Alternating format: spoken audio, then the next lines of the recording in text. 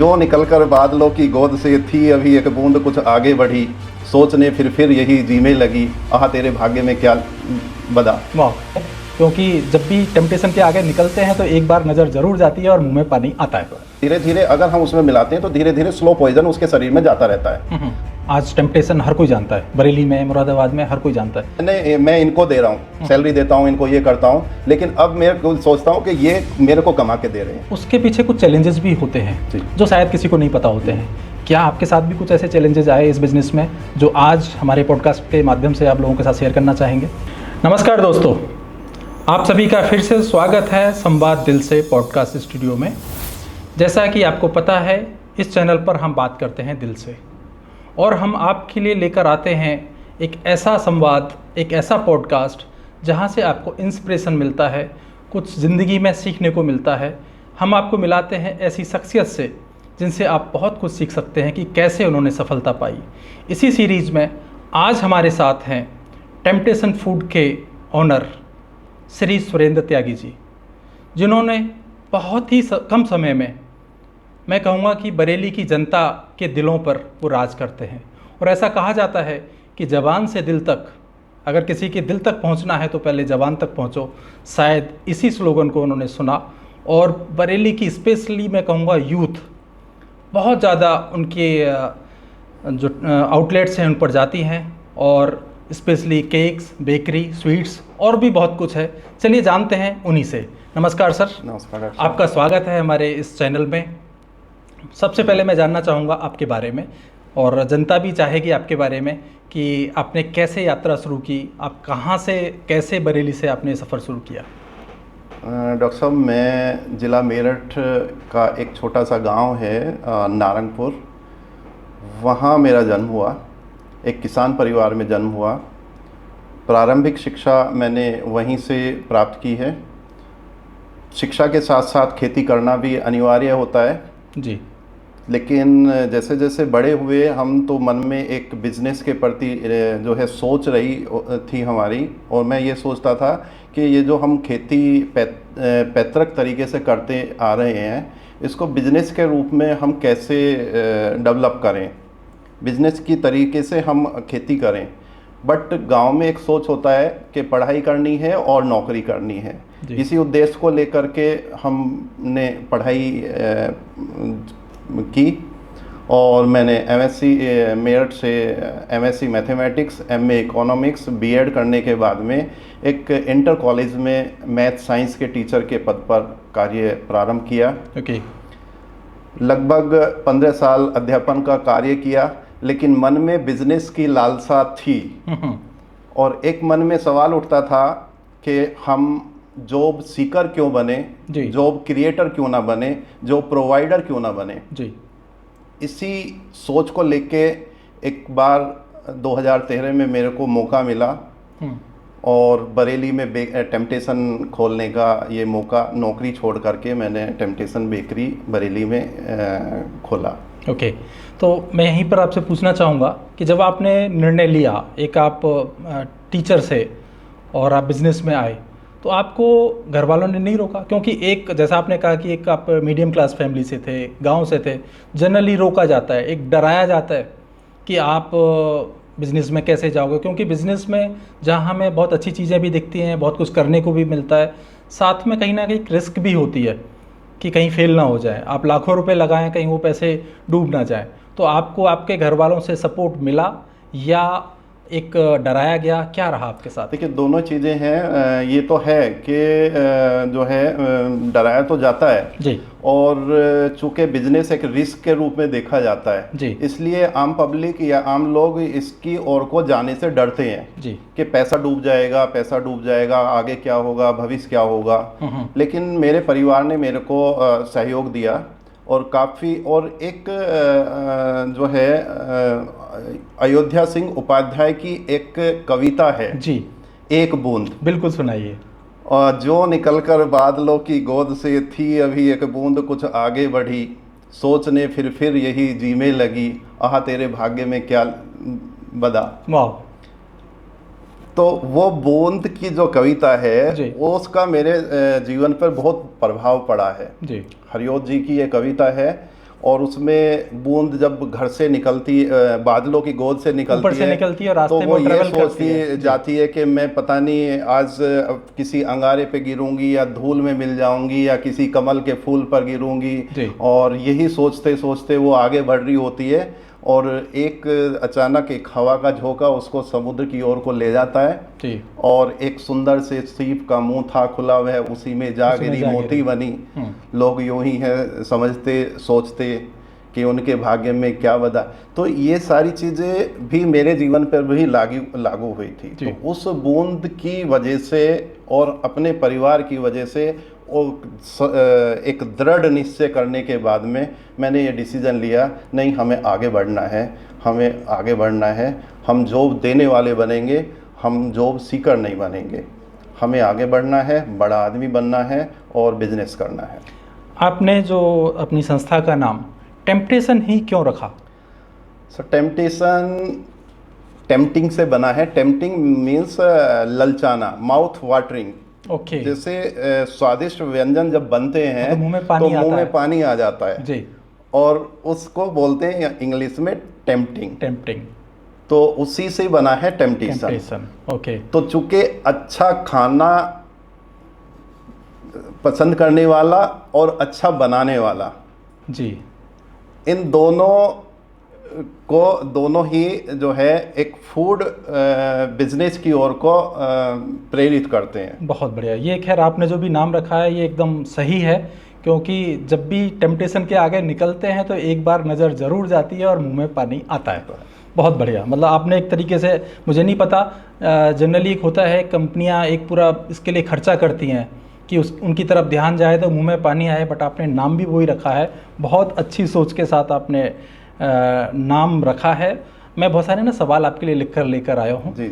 Purpose यही है कि कोई भी ऐसा सवाल ना मिस हो जाए, जो यूथ है स्पेशली या जो भी सुन रहे हैं आपके, कैसे मतलब जब कोई संघर्ष, मैं कहूँगा कि जब भी हम किसी चीज़ को शुरू करते हैं तो एक संघर्ष से शुरुआत होती है, एक पूरी इसकी तैयारी करनी होती है। तो आपने उसके लिए क्या क्या प्लानिंग की, लोग भी उसको सीख सकें। तो आपने जब स्पेशली जैसे बेकरी प्रोडक्ट्स और जो केक की डिज़ाइन जो मैं आपकी जो देखता हूँ, कई बार मैं देखता हूँ, और उसमें जो इनोवेशन मैं कहूँगा कि उसमें अलग अलग आइडिया जो आप लाते हैं वो कैसे आते हैं, कहाँ से आते हैं?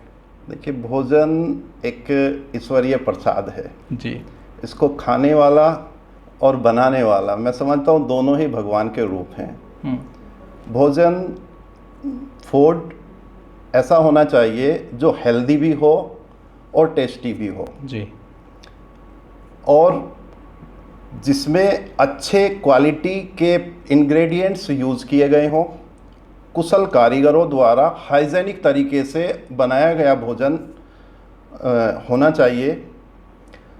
दूसरा, डिज़ाइन जो आप बोल रहे हैं उसका तो विशेष महत्व है ही जी, क्योंकि फर्स्ट जो है आंखें हम अट्रैक्ट करती हैं जी।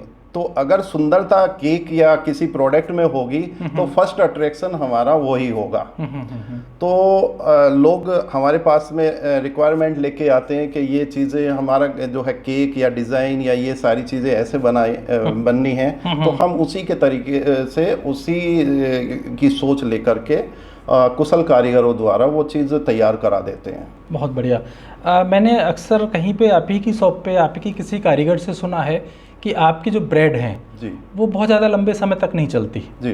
मतलब वो कुछ ब्रेड में देखता हूँ कि वो 15 दिन चलती हैं, कुछ इस तरीके से रहता है। आपकी ब्रेड शायद कुछ जल्दी, आपका एक्सपायरी डेट जो आप देते होंगे वो कम देते हैं, क्या कारण है उसके पीछे? देखिए, लॉन्ग लाइफ बनाने के लिए उसमें जो है एंटी एजिंग तत्व केमिकल डाले जाते हैं। ओके। और चूंकि वो ब्रेड मैं भी खाता हूँ और जो मैं खाता हूँ वही मैं लोगों को खिलाना पसंद करता हूँ जी, और वो एक तरीके से स्लो पॉइजन होता है जी, जो लोग डालते हैं। हाँ। अब एक दिन खा लिया तो कोई बात नहीं है, लेकिन लोग रोज की खाते हैं ब्रेड और ये उसके जीवन का एक अहम अंग होता है। तो स्लो, धीरे धीरे अगर हम उसमें मिलाते हैं तो धीरे धीरे स्लो पॉइजन उसके शरीर में जाता रहता है। मैं नहीं मिलाता और फ्रेश स्टॉक हम बनाते हैं। ओके। डेली हम अपनी शॉप पे फ्रेश माल रखते हैं, तो उनको फ्रेश माल मिल रहा है तो हमें बहुत लंबे समय तक ब्रेड को रखने की आवश्यकता नहीं है।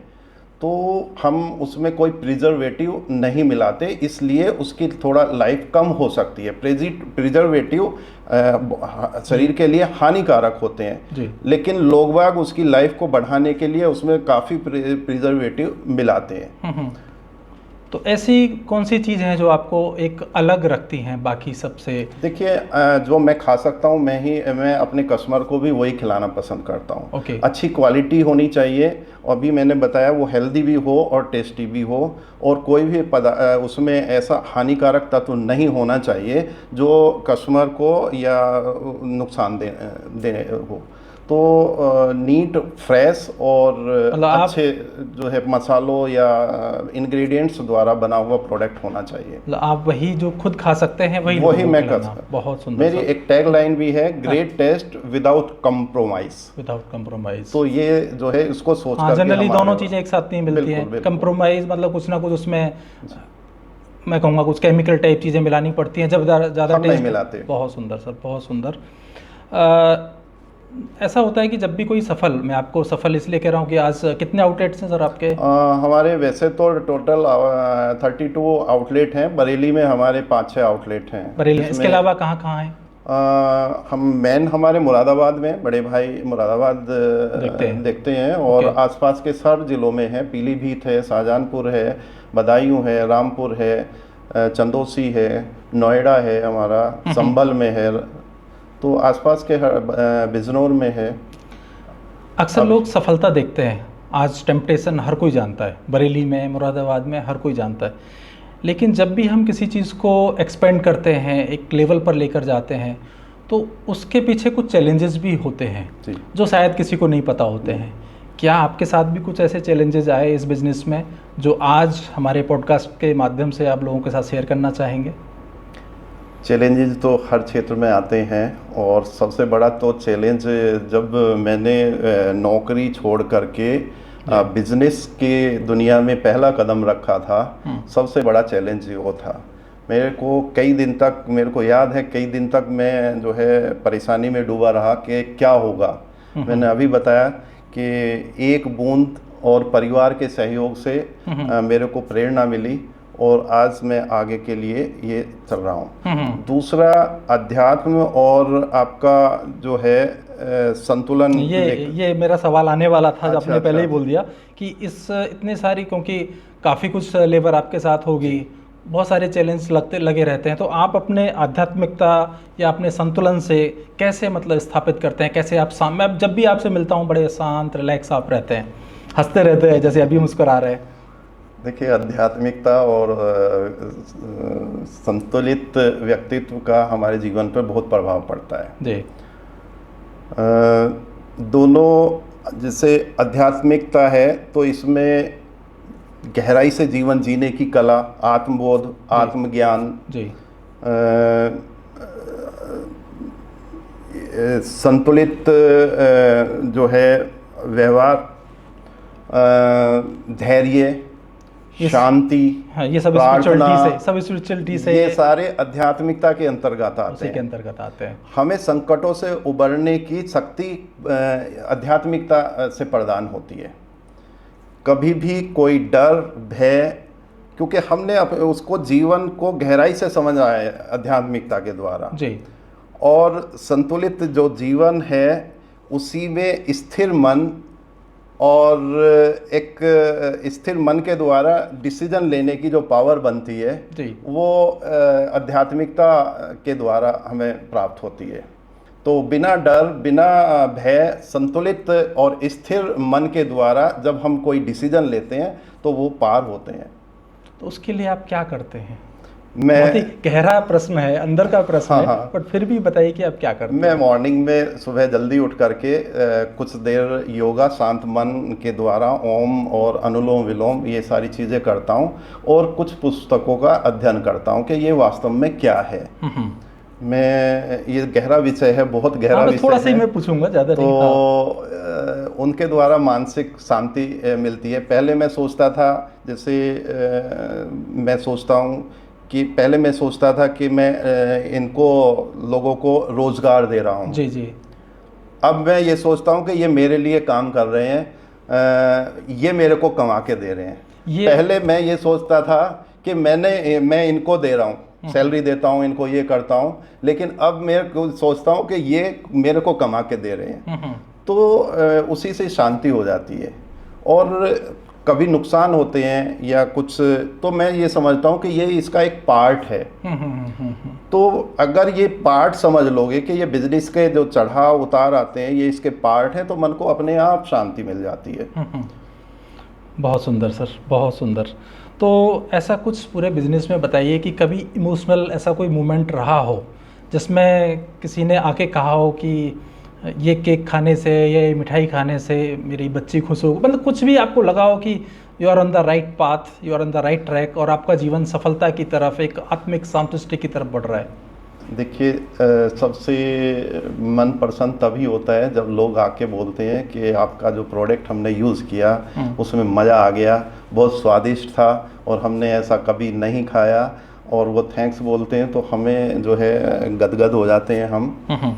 और कई ऐसे समय आए हैं जिसमें मन एक बिल्कुल डिफरेंट। हम एक छोटी सी घटना मैं बताता हूँ। हम रेस्टोरेंट का उद्घाटन कर रहे थे यहीं पे बरेली में। उसके लिए प्लानिंग बना रहे थे कि किसी विशिष्ट व्यक्ति को जो है ओपनिंग के लिए हम बुलाएंगे, और एक लिस्ट तैयार कर लेते हैं जो वीआईपी या वीआईपी लोग हैं उनको हम बुलाएंगे। बट तभी एक मंदिर के पुजारी आए और उन्होंने कहा कि हम आपके इस रेस्टोरेंट में अपनी बेटी का नामकरण संस्कार करना चाहते हैं। अब हम दुविधा में कि अभी हमने इसका इनॉग्रेशन भी नहीं हुआ है, उद्घाटन भी नहीं हुआ है, तो अभी कैसे। लेकिन मैंने तभी मन ने एक आवाज़ दी कि इससे बढ़िया क्या मौका होगा, एक छोटी बच्ची के द्वारा हमारे इसका उद्घाटन हो जाए, जो भी देवी तुल्य है। तो हाँ, अभी 10 उसका नामकरण संस्कार होना था, तो हमने उसी दिन तुरंत के तुरंत 5 मिनट में ये डिसीजन लिया कि आज ही इसी बिटिया के द्वारा इसका उद्घाटन होगा।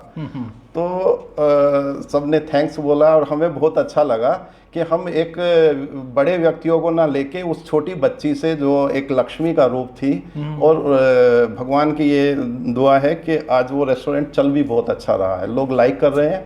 और तो देखिए इमोशनल मोमेंट, आई थिंक सबसे अच्छा इमोशनल, जब भी आपको जो याद आता है ना इमीडिएटली, वही सबसे अच्छा इमोशनल मोमेंट है। तो मेरे हिसाब से तो बहुत अच्छा समय रहा होगा आपके लिए, मोमेंट रहा होगा। साल में सर कई सारे ऐसे मौके आते हैं जिसमें मिठाइयों की, केक्स की बहुत ज़्यादा डिमांड रहती है, जैसे कि क्रिसमस हो गया, दीपावली हो गई, होली हो गई। तो आपके भी कुछ विशेष उस समय पर पैकिंग आती हैं, क्या करते हैं आप उस समय पर? देखिए, दीपावली आती है, गिफ्ट पैक, ड्राई फ्रूट्स वगैरह या बास्केट बनाते हैं हम, जो है वो काफ़ी बिकती है।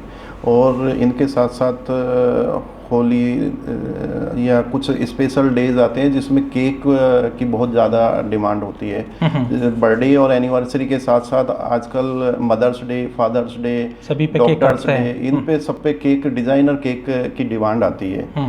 तो खूब डिमांड आती है, ज़बरदस्त डिमांड आती है, और ये केक बनाए जाते हैं। और मोस्टली आजकल अपने डिज़ाइन लेके ही, इंटरनेट का ज़माना है तो इंटरनेट या दूसरे माध्यमों से लोग, कस्टमर जो है अपने डिज़ाइन लेकर आते हैं, तो उनकी जैसे डिज़ाइन की डिमांड होती है उसके एज़ पर डिमांड हम केक बनाते हैं। बहुत सुंदर। मोदी जी भी कई बार प्रमोट करते हैं, युवाओं के लिए कहते हैं कि आप, और आप भी उसी थीम पर बहुत पहले से काम कर रहे हैं कि जो युवा हैं वो रोज़गार सृजनकर्ता बने, मतलब रोज़गार देने वाले बने, ना कि कहीं नौकरी करने वाले। और आज भी ऐसे बहुत सारे युवा हैं जो कुछ अपना काम करना चाहते हैं, तो ऐसे लोगों को आप क्या सलाह देंगे? देखिए, मैं तो यही कहूँगा कि जो उनको पसंद हो, लोक लुभावन को ना देख के, मतलब दूसरे को ना देख के कि इसका बहुत बड़ा वो है तो हमें ऐसा ही बनना चाहिए, छोटे से स्तर से शुरू करके और बड़ी सोच, अच्छी सोच, पॉजिटिव सोच के साथ में आगे बढ़ें। मेरे यहाँ भी कुछ लड़के जो काम सीख के उन्होंने छोटे छोटे व्यापार शुरू किए, अब बड़ी दुकानें बना ली हैं, और इस तरीके से आगे बढ़ने का एक मौका मिलता है। तो दूसरों को देख के ना, मैं जिस पे उसको कॉन्फिडेंस है, जिसमें उसको नॉलेज है, जिसमें उसका मन लगता है, ये मोस्ट इम्पोर्टेंट लाइन है, जिसमें उसका मन लगता है, उस कार्य को प्रारंभ करें तो सफलता अवश्य मिलेगी। मतलब सिर्फ पैसे कमाने के लिए ना सोचें, जिसमें आपका अंदर से अच्छा लगता है। हाँ, ओके। अगर कई बार क्या होता है, मान लीजिए कई बार गार्जियन भी दूसरे और को प्रेरित कर देते हैं उसको, मन किसी और चीज में काम कर रहा है तो भी कर ले। अगर मेरी इच्छा है मैं डॉक्टर बनने की और मैं नहीं बन पाया तो मैं वो इच्छा अपने बच्चों से जबरदस्ती कराना चाहता हूँ। जी। उसके लिए नहीं, बच्चे की क्या इच्छा है खुद की, उसको उस लाइन में प्रेरित करना चाहिए। और मैं तो ये समझता हूँ, फिर से मैं उसी लाइन को रिपीट करता हूँ कि हम जॉब देने वाले बनने चाहिए जी। नौकरी के पीछे ना भागते हुए हमें अपना बिजनेस, अपना रोजगार छोटे स्तर से शुरू करें। पैसे तो आजकल गवर्नमेंट भी प्रोवाइड करा रही है लोन, और बहुत ज़्यादा उसकी ज़रूरत नहीं होती है। बहुत छोटे स्तर से आप शुरू कर सकते हो और बहुत बड़े स्तर तक जा सकते हो। पॉजिटिव सोच रखना है। तो दोस्तों, जैसा कि आपने सुना, आपको ज़रूर सबसे पहले देखना है कि आपकी निश क्या है, मतलब आप किस चीज़ में बिना पैसे के लिए काम कर सकते हैं, लोगों को अच्छा लगे इसके लिए काम कर सकते हैं। उसके बाद फिर आप अपनी लाइन चुन सकते हैं। सर, मेरा अगला सवाल है कि टेम्पटेशन फूड्स जी, इसको आप आगे कैसे देखते हैं? मतलब कुछ और एक्सपेंशन के साथ आप आ रहे हैं, कुछ और नया, कैसा भविष्य है? देखिए, नयापन तो आपको देना ही, आगे बढ़ना है तो नयापन तो देना ही पड़ेगा आपको जी। और हम रोज़ की हर साल 1-2 ब्रांच हर साल खोलते हैं। अभी भी हमने एक ब्रांच इसी पिछले हफ्ते एक ब्रांच का इनॉग्रेशन किया है, और भविष्य में हम इसको एक्सपेंड करने जा रहे हैं और तेज़ी से। इन शहरों में तो काफ़ी शहरों में अब हम छा गए हैं, और दूसरे शहरों में जल्दी जो है आपको सूचना मिलेगी कि इन शहरों में भी वो लोग। तो बरेली के अलावा जितने भी शहर और शहर वाले जो लोग देख रहे हैं वो आपसे संपर्क कर सकते हैं अगर। बिल्कुल। तो आपके क्राइटेरिया क्या रहते हैं, वो मोटा मोटा बता सकते हैं? देखिए, जगह और जो है वहाँ लोकेलिटी और ये सारी चीज़ों को देख के बिजनेस शुरू करना चाहिए, और पॉजिटिव सोच लेके वहाँ उसकी रिक्वायरमेंट है। मैं यही सोचने वाला था कि पॉजिटिव सोच वर्ड आप जरूर बोलेंगे। हाँ, वो ज़रूरी है। हमारा अगर मन नहीं है उसमें और ज़बरदस्ती हम उसको चिपका देंगे तो वो नहीं कर पाएगा उसमें। तो कुछ अंतिम संदेश जो हमारे दर्शकों को आप देना चाहते हैं, या हमारी जो संस्थान है ये संवाद दिल से पॉडकास्ट, इसके लिए कुछ कहना चाहते हैं? देखिए, ये संस्थान आज ग्रोइंग है। मैं देख रहा हूँ रोज़ की यूट्यूब और इन पे जो है आप छाए हुए हैं, और इसी तरीके से आगे बढ़ते रहिए। आपकी टीम, आपको और आपकी टीम को बहुत बहुत धन्यवाद। और जो इस प्रोग्राम को देख रहे हैं, मैं उनको भी धन्यवाद देना चाहूँगा कि जो है भविष्य में आगे बढ़ने का और पॉजिटिव सोच रखने का, उसके लिए बहुत बहुत धन्यवाद। Thank you sir. तो दर्शकों, दोस्तों, सुरेंद्र त्यागी जी की ये जो पूरी पॉडकास्ट है, पूरा जो उन्होंने इंटरव्यू दिया, बताया अपने बारे में, ये हम सभी के लिए एक प्रेरणादायक का काम करती है। आपने भी अगर आखिरी तक इसको देखा है तो मैं कहीं ना कहीं आपके जज्बे को सलाम करता हूँ, आपके अंदर की उस सोच को सलाम करता हूँ जो आपको आगे ले जाना चाहती है। तो अधिक जानकारी के लिए अगर आप कुछ दूसरे शहर से हैं और टेम्पटेशन की कोई फ्रेंचाइजी के लिए बात करना चाहते हैं तो इनके कार्यालय पर, आई थिंक डीडी पुरम में है, वहाँ पर आप संपर्क कर सकते हैं। और बस इतना ही कहूँगा कि जैसे आपने कहा, एक पॉजिटिव सोच के साथ जो भी काम आप करें, पॉजिटिव सोच के साथ करें, आप ज़रूर ही जीवन में सफल होंगे। मिलते हैं अगले किसी और पॉडकास्ट में और किसी और अच्छी शख्सियत के साथ। धन्यवाद।